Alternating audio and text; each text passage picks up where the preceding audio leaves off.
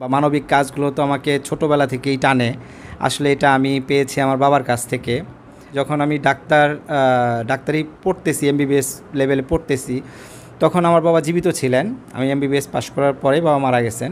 তো তখন বাবা বলতেন যে তুমি গরিব মানুষদের কাছ থেকে কখনো টাকা নিবা না, এটা আমাকে কথা দাও। কতটা ভালো মানুষ হলে একজন ডাক্তারকে অসংখ্য মানুষ মানবিক ডাক্তার বলে থাকেন। সেই বিষয়টি অনুসন্ধান করার জন্য আমি এখন হাজির হয়েছি একজন মানবিক ডাক্তারের চেম্বারে। প্রিয় দর্শক মণ্ডলী, অক্সিজেনে ফেরিওয়ালা চ্যানেলে থাকছে সেই মানবিক ডাক্তারের বর্ণাঢ্য জীবনী নিয়ে একটি প্রামাণ্যচিত্র।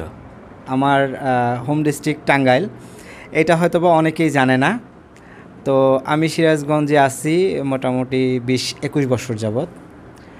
তো আমার আসলে টাঙ্গাইলে ফিরে যাওয়ার সম্ভাবনাটা খুবই কম, কারণ আমি এখানে সিরাজগঞ্জ বিদ্যুৎ কেন্দ্রে সিনিয়র মেডিকেল অফিসার হিসেবে দায়িত্বপ্রাপ্ত অবস্থায় আছি।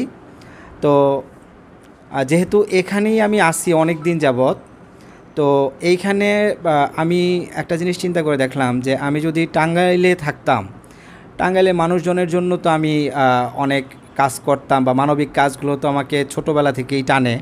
আসলে এটা আমি পেয়েছি আমার বাবার কাছ থেকে।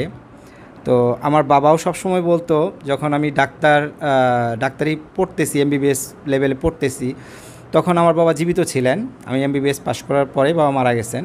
তো তখন বাবা বলতেন যে তুমি গরিব মানুষদের কাছ থেকে কখনো টাকা নিবা না, এটা আমাকে কথা দাও। তো তখন বাবার মানবিকতাটা বুঝতাম না, যে আসলে যে বাবা মানবিক একটা দিক থেকে আমাকে এটা শিক্ষা দিচ্ছেন।